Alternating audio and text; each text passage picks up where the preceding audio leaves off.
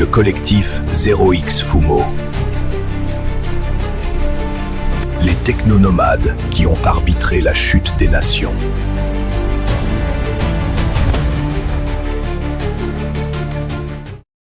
Les technonomades qui ont arbitré la chute des nations, le collectif 0x Fumo. Les Fumos ont prouvé que l'ère de la régulation se mourait. À sa place s'est levé le nouvel ordre mondial de 2030.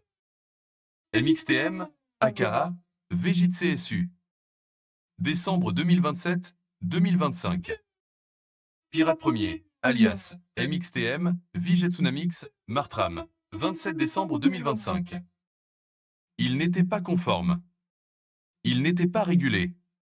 Il ne commercialisait pas équitablement. Pendant que les institutions héritées marchaient en cycle trimestriel, les technonomades les chassaient dans le chaos de la blockchain. Voici la véritable histoire de la faction décentralisée crainte non pour son capital, mais pour son code. La fin des années 2020 n'était pas un temps de pitié. C'était la grande fracture de liquidité, une période qui a commencé avec l'effondrement de la monnaie fiduciaire et s'est transformée en spirale vers une décennie de guerre économique sans fin. L'autorité qui aurait dû unifier les marchés et les banques centrales, la SEC, n'existait que comme symbole. Le véritable pouvoir appartenait à quiconque pouvait saisir le registre par la force cryptographique. L'économie mondiale s'était fracturée en dizaines de fiefs numériques indépendants, chacun dirigé par un PDG seigneur de guerre qui commandait des fermes de serveurs, collectait des frais de transaction et imposait des contrats intelligents au sein de réseaux qu'il défendait avec des pare-feux. Ces seigneurs corporatifs étaient en compétition constante, s'étendant par des rachats hostiles, formant des DAO temporaires, organisations autonomes décentralisées, qui se dissolvaient dès que la convenance le dictait, et éliminant leurs rivaux par liquidation algorithmique. Les affaires n'étaient pas une perturbation occasionnelle. C'était l'état permanent d'existence. Dans les salles de conseil, les corporations héritées dominaient. C'étaient des entités professionnelles liées par le code de la conformité réglementaire, le Busido de l'ancien monde. Elles combattaient avec des équipes juridiques, portaient des costumes distinctifs sur mesure et suivaient des rituels élaborés de relations publiques. La réputation t'importait. Les scores ESG importaient. Comment vous profitiez était aussi important que si vous profitiez. Mais la conformité était un luxe réservé à ceux qui avaient de la liquidité. Et alors que la fracture s'éternisait, que les réserves fiduciaires s'épuisaient et que le désespoir montait, les seigneurs de guerre corporatifs ont découvert que gagner par la conformité était moins fiable que gagner par l'arbitrage.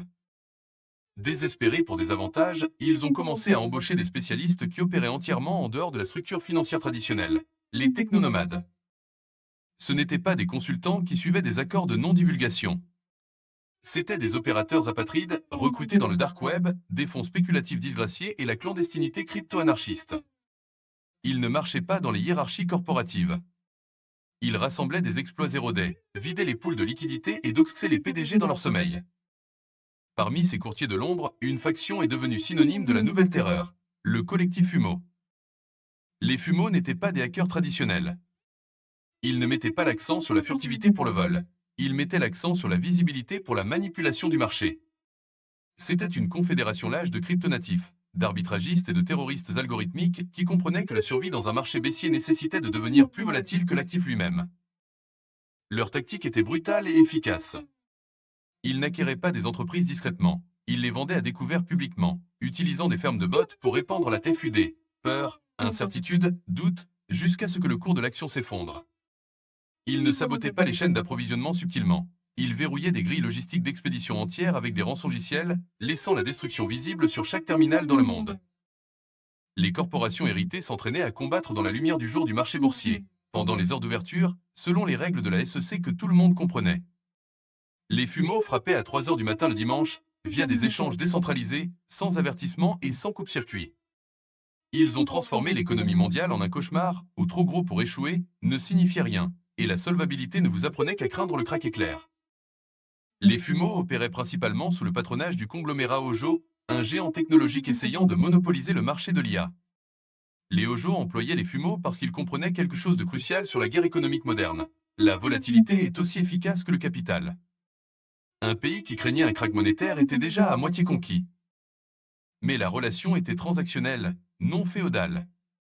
Les Fumos n'étaient pas des employés liés par des contrats. C'étaient des mercenaires qui n'acceptaient le paiement qu'en pièces de confidentialité ou en droits fonciers immuables. Leur allégeance durait exactement aussi longtemps que les frais de gaz étaient payés. La figure la plus célèbre du collectif était 0x Kotaro, un pseudonyme devenu légendaire, bien qu'il ne soit pas clair s'il faisait référence à un développeur génial ou à un modèle d'IA sensible passé en tracker. Ce qui importait, c'était ce que le nom représentait, l'efficacité algorithmique imprévisible. Quand les nations ont commencé à échouer, écrasées sous le poids de l'hyperinflation, les FUMO sont intervenus non comme sauveurs, mais comme arbitres. C'était leur coup de maître. Ils ne combattaient pas seulement pour les pays, ils arbitraient la faillite des États souverains. Une nation défaillante a besoin de crédit? Les FUMO le fourniraient, adossé à une garantie crypto. Mais le prix était la souveraineté. Ils exigeaient le droit de réécrire les lois nationales, de remplacer les banques centrales par des protocoles automatisés et d'installer leur propre supervision technocratique. Ils forçaient les premiers ministres à négocier avec des avatars. Les institutions héritées les détestaient. Leur rejet des lois KYC, connaissez votre client, était offensant pour les banquiers qui se définissaient par la conformité. Leur recrutement des investisseurs non accrédités insultait la structure de classe. Mais malgré leur faillite morale, les FUMO ont gagné. Ils ont brisé le FMI. Ils ont terrorisé le G7. Ils ont forcé des nations qui commandaient des arsenaux nucléaires à s'agenouiller devant des contrats intelligents qu'elles ne pouvaient pas auditer. Les FUMO ont prouvé que l'ère de la régulation se mourait. À sa place s'est levé le nouvel ordre mondial de 2030. Contrairement aux FUMA historiques qui ont été détruits par l'unification, les FUMO sont devenus l'unification. La grande réinitialisation de 2030 n'était pas un retour aux anciennes méthodes, c'était l'adoption totale de la réalité des FUMO. Le chaos qu'ils ont transformé en arme a été systématisé dans le nouveau accord technocratique mondial. Les cracks éclairs sont devenus des protocoles automatisés de redistribution des richesses. La surveillance qu'ils utilisaient pour le chantage est devenue le système de crédit social. Les identités qu'ils ont volées sont devenues les nouvelles identités numériques. En 2030, l'héritage avait disparu.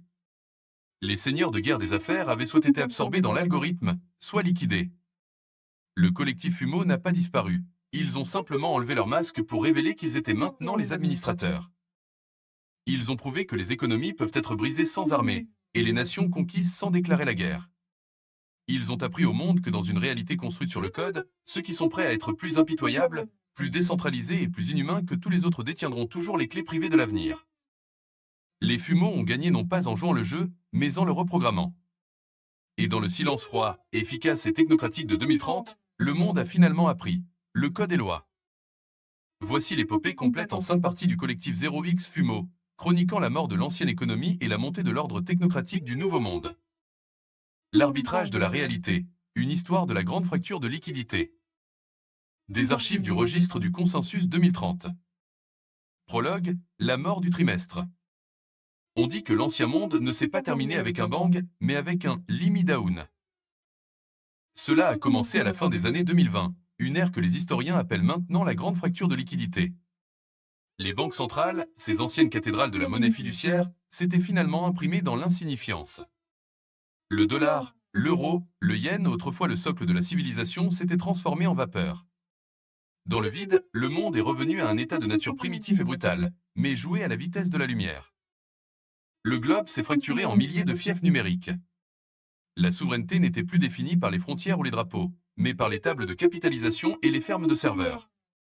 Les nouveaux seigneurs de guerre étaient les PDG des méga-conglomérats, les Ebatsu du cloud, qui thésaurisaient la puissance de traitement comme les seigneurs féodaux thésaurisaient le grain.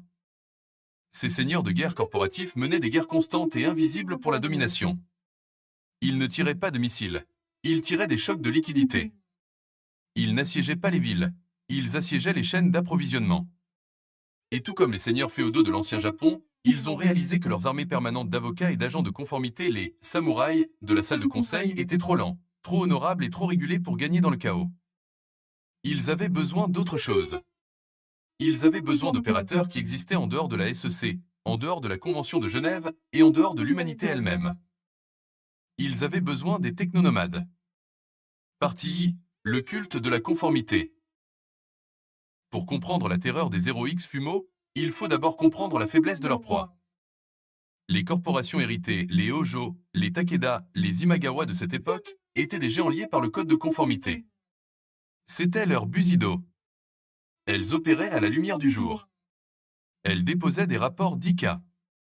Elles tenaient des conférences de presse. Elles portaient des costumes sur mesure qui coûtaient plus que le salaire annuel d'un profane et parlaient dans le langage poli et aseptisé de la synergie et des livrables. Elles croyaient que si elles suivaient les règles, le marché les récompenserait. Elles croyaient en la sainteté du contrat. Mais la fracture avait effacé les règles. Dans les tours de verre étincelantes de New York et Tokyo, les cadres hérités étaient assis dans des salles de panique, regardant leurs tickers boursiers saigner en rouge. Ils menaient une guerre qu'ils ne pouvaient pas voir. Leur pare-feu était à la pointe de la technologie, leurs équipes juridiques étaient les meilleures du monde, pourtant ils étaient démantelés pièce par pièce. On nous vend à découvert, chuchotait un directeur financier, fixant un écran où des milliards de dollars de capitalisation boursière disparaissaient en quelques secondes. Mais par qui? Il n'y a pas de déclaration. Il n'y a pas d'identité. L'adresse du portefeuille est vide. Les attaques étaient viscérales. Ce n'étaient pas seulement des chiffres qui changeaient. C'étaient les lumières qui s'éteignaient dans l'usine. C'était la flotte logistique automatisée conduisant leur cargaison dans l'océan. C'était la voix d'épaque du PDG déclarant la faillite sur toutes les chaînes d'information simultanément. Les corporations héritées combattaient des fantômes. Elles étaient des samouraïs brandissant des katanas contre le vent. Elles étaient préparées pour un combat honorable, pour des rachats hostiles annoncés dans le Financial Times. Elles n'étaient pas préparées pour les 0x Fumo. Partie 2. Le collectif 0x Fumo. Ils n'étaient pas une entreprise. Ils n'étaient pas une DAO. Ils étaient un SM. Le collectif 0x Fumo, prononcé 0x Fumo, faisait remonter sa lignée à la fragmentation du dark web du début des années 20, une confédération lâche de développeurs apatrides, de traders quantitatifs disgraciés et de nihilistes algorithmiques. Ils étaient les descendants des ninjas spécialistes de la guerre asymétrique. Tandis que les technonomades d'autres clans erraient dans les déserts numériques à la recherche de restes, les Fumo industrialisaient le chaos. Ils ne vivaient pas dans des pantouzes, ils vivaient dans des conteneurs d'expédition dans les eaux internationales, ou dans des camionnettes serveurs mobiles se déplaçant constamment à travers les steppes d'Asie centrale pour échapper à la juridiction. Leur réputation terrifiante provenait de leur philosophie, la volatilité et vérité. Ils ne volaient pas d'argent, ils brisaient les systèmes qui donnaient de la valeur à l'argent. Un hacker traditionnel pourrait vider un compte bancaire. Les 0x Fumo réécriraient la logique interne de la banque pour qu'elle prouve mathématiquement que le compte n'a jamais existé. Ils utilisaient le « commerce de nuit », opérant dans les millisecondes entre les fermetures de marché, dans les dark pools où aucun régulateur ne pouvait voir. Leur esthétique était anticorporative. Là où les seigneurs hérités portaient des costumes, les avatars Fumo portaient des haillons numériques, des visages glitchés et des armures noires comme le vide. Ils parlaient en code hexadécimal et en preuves cryptographiques. Ils ne signaient pas de contrat. Ils déployaient des guillotines intelligentes, du code qui liquiderait automatiquement les propres actifs du client si le paiement n'était pas reçu dans le temps de bloc. Et le conglomérat Ojo, désespéré d'écraser ses rivaux dans la course à l'IA, a fait l'erreur fatale de les embaucher. Partie 3. Le siège de la chaîne souveraine. La cible était le cartel bancaire Oda, une forteresse massive et impénétrable de la finance traditionnelle qui détenait la dette de la moitié de l'Europe. Les Oda étaient puissants. Ils avaient des régulateurs sur leur liste de paix d'anciens fonctionnaires gouvernementaux qui pouvaient geler les actifs de n'importe quelle concurrente avec un coup de téléphone. Le conglomérat Ojo voulait que les Oda soient détruits. Mais une attaque directe était impossible. Les Oda avaient trop de couverture politique. Alors, le PDG Ojo, un homme désespéré nommé Ujiyasu, a initié un protocole de poignée de main avec les 0x Fumo. Le raid n'a pas commencé par un crack. Il a commencé par le silence.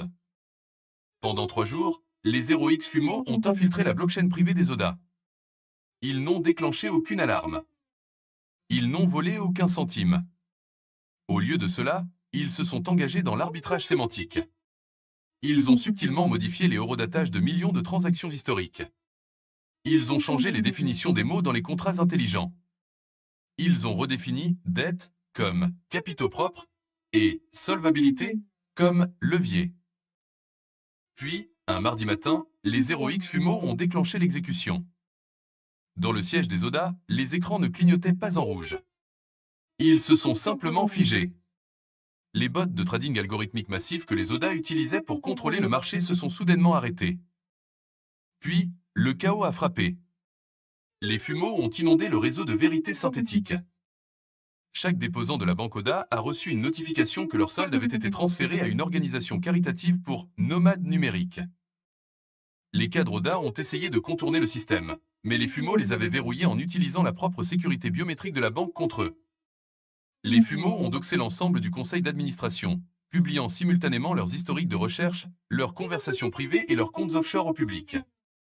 Ce n'était pas seulement un piratage, c'était un écorchement psychologique. À midi, le cartel bancaire Oda se négociait à zéro. Mais les fumeaux n'avaient pas fini.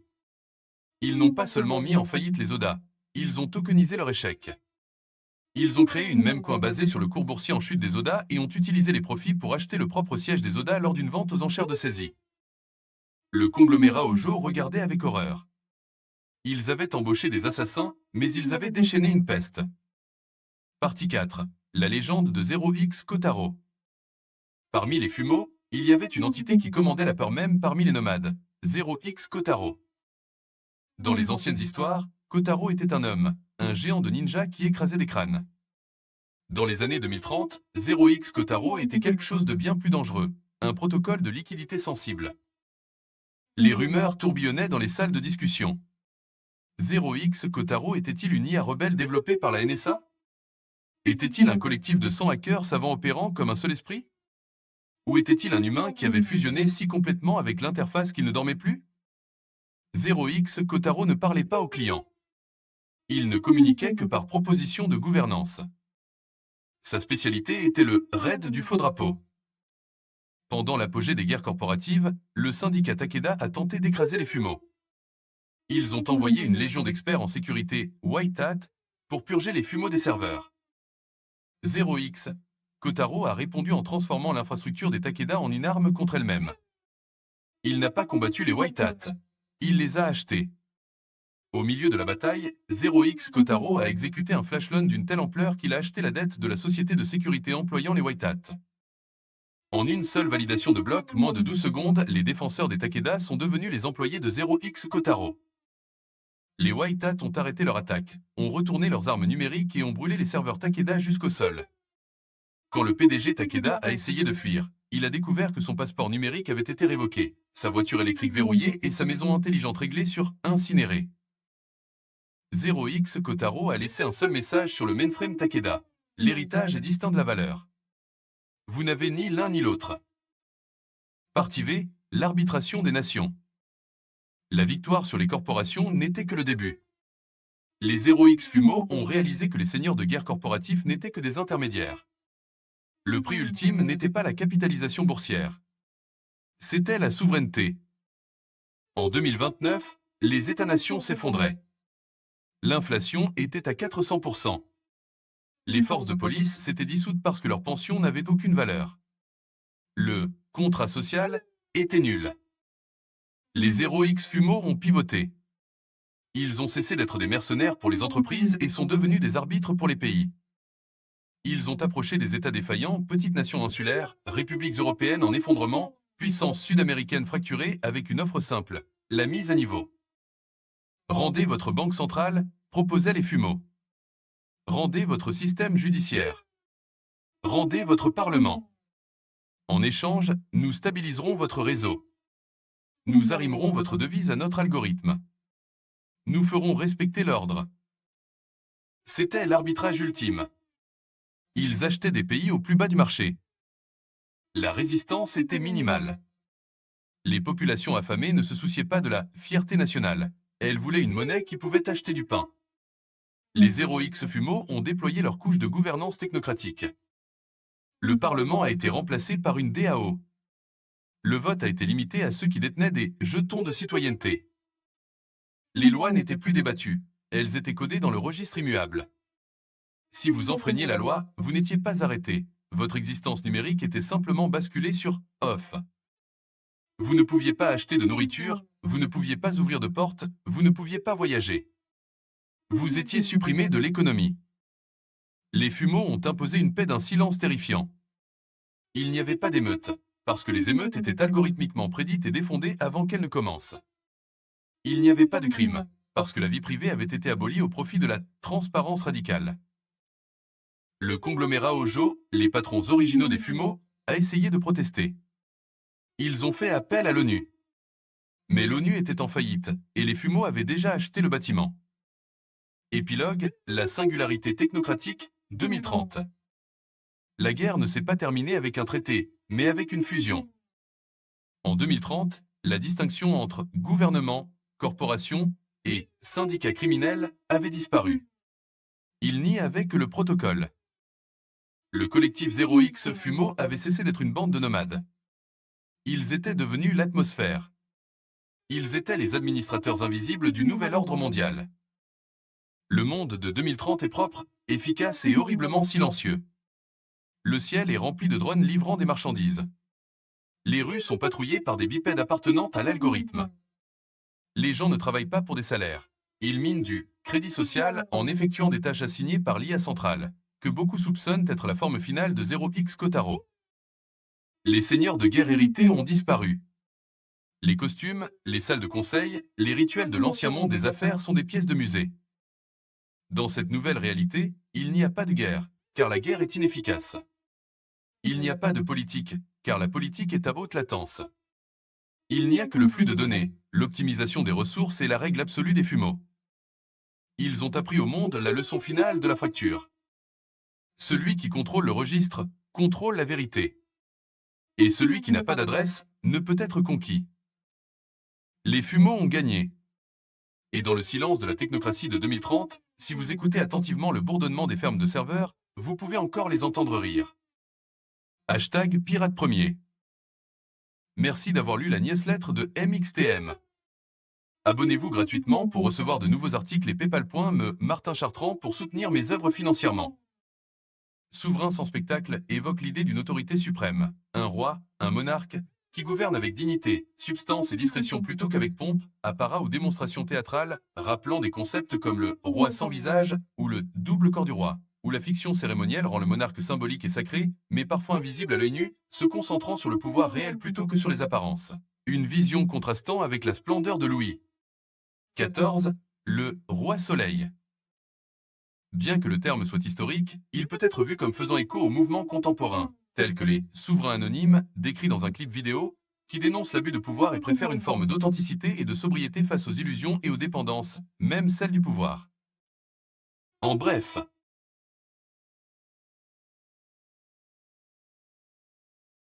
il s'agit d'une figure d'autorité qui incarne le pouvoir par sa fonction et son rôle, non par l'apparat de la pompe royale, soulignant la distinction entre la personne et l'institution, une idée puissante dans l'histoire politique. En résumé, le souverain sans spectacle se réfère à un pouvoir qui ne cherche plus à éblouir pour dominer, mais plutôt à organiser, surveiller et normaliser de manière silencieuse et permanente. Révélation de la méthode MXTM. https://gemini.google.com/share/779-2b03 EA5F. Le clan ninja qui terrorisait les armées de samouraïs clan FMA. Fragment d'histoire ou 22K visionnement. Voici une note Substack, un court article X, anciennement Twitter, et une liste exhaustive de hashtags pour votre histoire épique. Note Substack.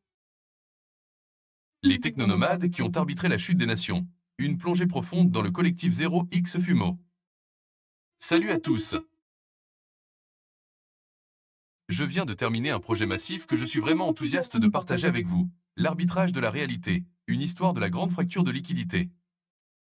Ce n'est pas juste une histoire. C'est une épopée tentaculaire en 5 parties détaillant la montée du collectif 0x Fumo, une faction de l'ombre de technonomades qui n'ont pas seulement piraté le système, ils ont arbitré l'effondrement des nations et construit l'ordre technocratique du nouveau monde de 2030 à partir des ruines. Imaginez un monde où les affaires ne sont pas une perturbation, mais l'état permanent de guerre.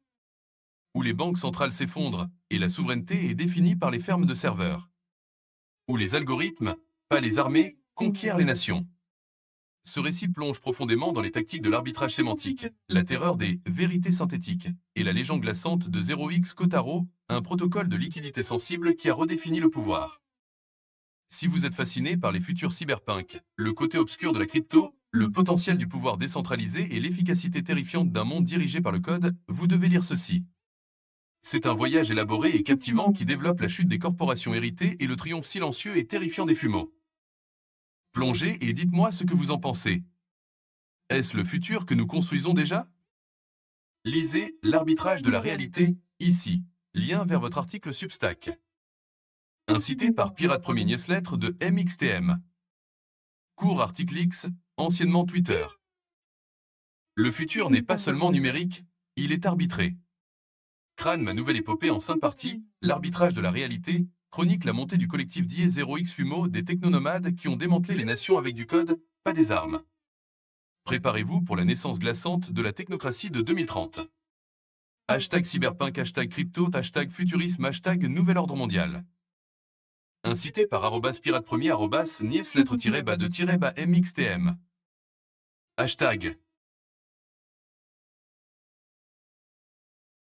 Hashtag l'arbitrage de la réalité d'IS collectif 0x Fumo, hashtag technonomade, hashtag cyberpunk, hashtag futur dystopique, hashtag nouvel ordre mondial, hashtag technocratie, hashtag cryptofiction, hashtag blockchain, hashtag décentralisation, hashtag guerre numérique, hashtag guerre économique, hashtag grande fracture de liquidité, hashtag effondrement fiduciaire, hashtag contre-intelligente, hashtag gouvernance algorithmique, hashtag futur de la finance. Diez Web 3, hashtag SCIFI, hashtag fiction spéculative, hashtag world building, hashtag lore approfondi, hashtag fiction narrative, hashtag histoire fictive, Diez Vision 2030, hashtag thriller tech, hashtag souveraineté numérique, hashtag arbitrage, hashtag manipulation du marché, hashtag IA Diez. IA sensible Diez 0x Kotaro, hashtag héritage VS numérique, hashtag guerre corporative, hashtag lecture substack, hashtag lecture d'incontournable, hashtag futur sombre, hashtag tech noir, hashtag le code des lois, hashtag organisation autonome décentralisée, hashtag DAO, hashtag FUD, hashtag crack éclair, hashtag arbitrage sémantique, hashtag vérité synthétique, hashtag exploit 0D, hashtag rançongiciel, hashtag pièce des confidentialités. Hashtag réinitialisation mondiale, hashtag système de crédit social, hashtag identité numérique, hashtag newsletter MXTM, hashtag pirate premier. Coda, pirate premier. Rien ici ne requiert croyance. La croyance ne survit au stress. Ce qui a été offert en lieu et place était une contrainte, construisez seulement ce qui peut être copié, maintenu, et abandonné sans permission. Pas d'objectif de croissance. Pas de fondateur à suivre. Pas de promesse d'avenir. Si un système fonctionne, des étrangers le répliqueront. S'il ne fonctionne pas, il sera archivé et oublié. C'est le pari, en somme. Du spectacle à la survie, Burning Man comme contrepoint. Passer d'un rituel d'abondance éphémère à une répétition générale pour la suite des choses.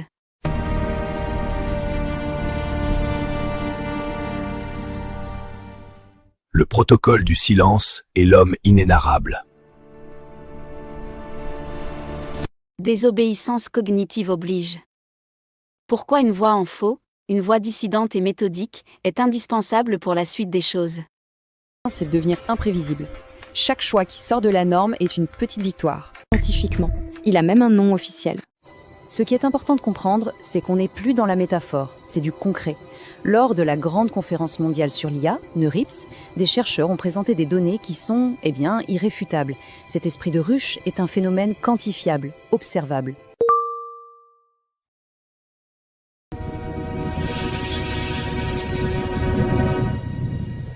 Présence cognitive oblige. Pourquoi une voix en faux, une voix dissidente et méthodique est indispensable pour la suite des choses.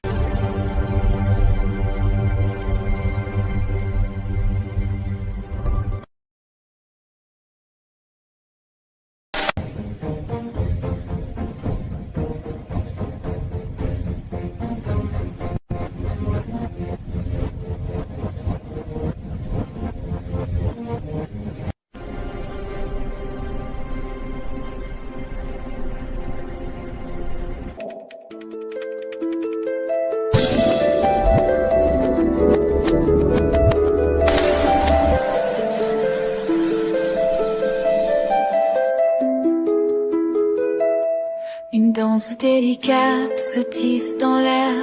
Des mots doux murmurent tandis que les yeux contemplent. Les autorités avancent, feignent la surdité. Les fondations tremblent sous un ciel voilé.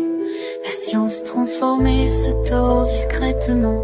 Les questions sans réponse persistent patiemment. Every corrupt system falls. Control, alternate the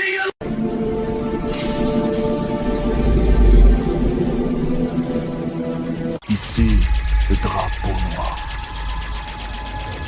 Vous dites, ici, pirate premier.